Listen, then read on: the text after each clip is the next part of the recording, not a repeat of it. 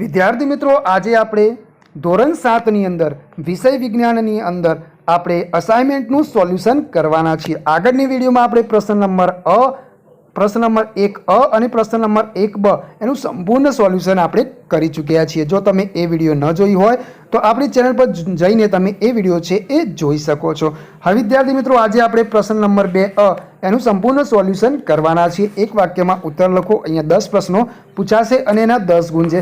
સૌથી પહેલાં છે પ્રકરણ 1, એમાં પહેલો પ્રશ્ન છે સ્ટાર્ચની કસોટી માને માફ કરજો, સ્ટાર્ચની કસોટી માટે શાનું દ્રાવણ વપરાય છે? તેમાં આવશે આયોડિનનું દ્રાવણ વપરાય છે। બીજું છે ફૂગ ક્યાં જોવા મળે છે? તો એમાં આવશે ફૂગ વાસી રોટલી, વાસી બ્રેડ, અથાના, ચામડાના બૂટ ચપ્પલ, ભેજવાળા કપડા ઉપર જોવા મળે છે। તો વિદ્યાર્થી મિત્રો, અહીંયા આપણે અસાઇનમેન્ટમાં જ પ્રશ્નોના જવાબ લખ્યા છે, એટલે મેં શોર્ટમાં લખ્યા છે અને હું આખા વાક્યમાં તમને જવાબ સંભળાવીશ, તો તમે એ પ્રમાણે છે એ લખી શકો છો। ત્રીજો પ્રશ્ન છે કઈ ફૂગ ખોરાકમાં ઉપયોગમાં લેવાય છે? તેમાં આવશે રાઇઝોબિયમ નામની ફૂગ છે, એને આપણે ખોરાક તરીકે ઉપયોગ કરી શકીએ છીએ। એના પછી છે કઠોર વર્ગની વનસ્પતિના મૂળમાં કયા પ્રકારના બેક્ટેરિયા નાઇટ્રોજનનું સ્થાપન કરે છે? તો એની અંદર આવશે વિદ્યાર્થી મિત્રો રાઇઝોબિયમ નામના બેક્ટેરિયા છે, એ આપણે કઠોર વર્ગની વનસ્પતિમાં નાઇટ્રોજનનું સ્થાપન કરે છે। તો અહીંયા વિદ્યાર્થી મિત્રો રાઇઝોબિયમ આવશે। પાંચમું છે અમરવેલ શું છે? તો એમાં આપણે લખીશું અમરવેલ પર્ણ વગરની પીળા રંગના પ્રકાંડવાળી યજમાન વનસ્પતિ પર વિકસિત પરોપજીવી વનસ્પતિ છે। એના પછી છઠ્ઠું છે હરિતદ્રવ્યનું કાર્ય શું છે? તેમાં આપણે લખીશું હરિતદ્રવ્ય વનસ્પતિના પ્રકાશ સંશ્લેષણ માટે સૂર્યપ્રકાશની સૂર્ય ઉર્જાનું શોષણ કરે છે। એના પછી સાતમું છે રક્ષક કોષોનું કાર્ય શું છે? તેમાં આવશે પર્ણરંધ્રોના ખુલવા અને બંધ થવાની ક્રિયાનું નિયંત્રણ રક્ષક કોષો કરે છે।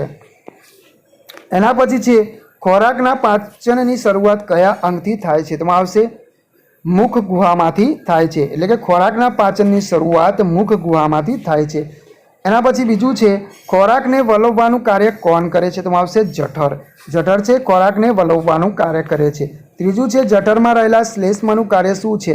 તેમાં આપણે લખીશું કે જઠરમાં રહેલા શ્લેષ્મનું કાર્ય જઠરની અંદરની દિવાલને મંદ હાઇડ્રોક્લોરિક એસિડથી રક્ષણ આપવાનું છે।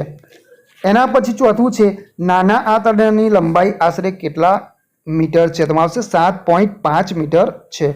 પાંચમું છે કયા અવયવમાં ખોરાકના પાચનની ક્રિયા પૂર્ણ થાય છે?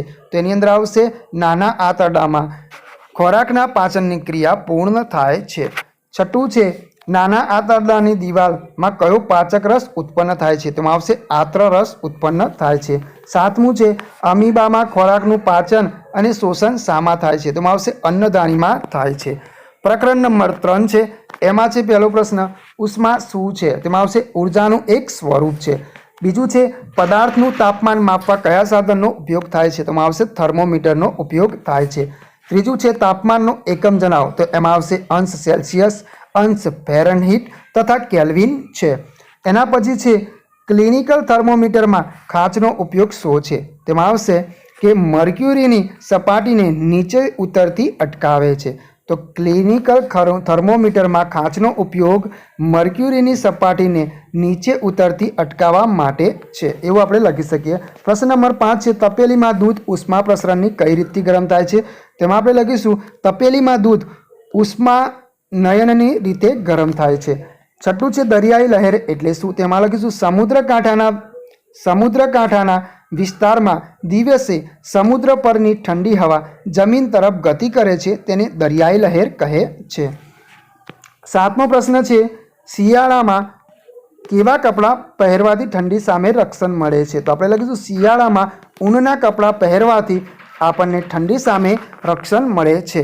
એના પછી પ્રકરણ નંબર 4 છે, એમાં પહેલો પ્રશ્ન છે લિટમસ શામાંથી મળે છે? તો આપણે લખીશું લિટમસ લાઇકેન નામની વનસ્પતિના નિષ્કર્ષણમાંથી મળે છે।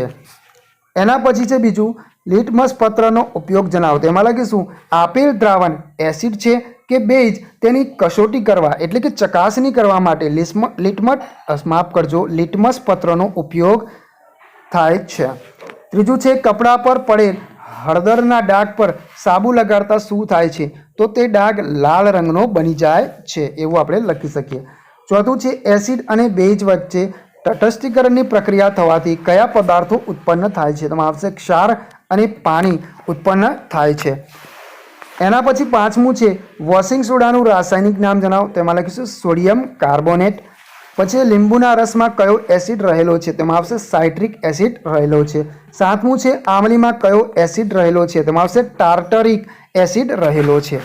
આમલીમાં ટાર્ટરિક એસિડ રહેલો છે. પ્રકરણ નંબર 5 છે, એમાં પહેલો પ્રશ્ન છે ફેરસ સલ્ફેટ કયા રંગનો પદાર્થ છે? તેમાં આવશે લીલા રંગનો પદાર્થ છે. બીજું છે એલપીજીનું પૂરું નામ જણાવો. તેમાં લખીશું લિક્વિફાઈડ પેટ્રોલિયમ ગેસ. ત્રીજું છે લોખંડ પર જસતનું સ્તર ચડાવવાની ક્રિયાને શું કહે છે? તેમાં આવશે ગેલ્વેનાઇઝેશન કહે છે.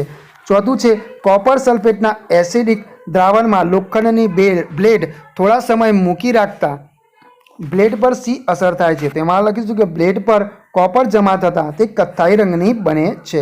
પ્રકરણ નંબર 6 છે, એમાં પહેલો પ્રશ્ન છે કોષને શક્તિની જરૂર શા માટે પડે છે? તેમાં લખીશું પોષણ, પરિવહન, ઉત્સર્જન, પ્રજનન વગેરે કાર્ય કરવા માટે કોષને શક્તિની જરૂર પડે છે. બીજું છે આપણને કાર્યો કરવા માટે જરૂરી શક્તિ શામાંથી મળે છે? તો એમાં આપણે લખીશું કે આપણને કાર્ય કરવા માટે જરૂરી શક્તિ ખોરાકમાંથી મળે છે.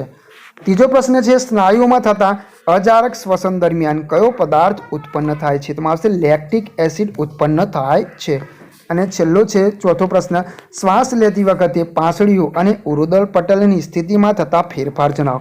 તો આપણે લખીશું શ્વાસ લેતા પાંસળીઓ ઉપર તરફ બહાર નીકળે છે અને ઉરુદલ પટલ નીચેની તરફ જાય છે. તો વિદ્યાર્થી મિત્રો, તમને આ વિડીયો પસંદ આવ્યો તો વિડીયોને લાઇક અને ચેનલને સબસ્ક્રાઇબ કરવાનું ભૂલતા નહીં. આગળની વિડીયોમાં આપણે પ્રશ્ન નંબર 2 તફાવતના બે મુદ્દા આપો એનું સંપૂર્ણ સોલ્યુશન તમારા માટે આપણે લઈને આવીશું.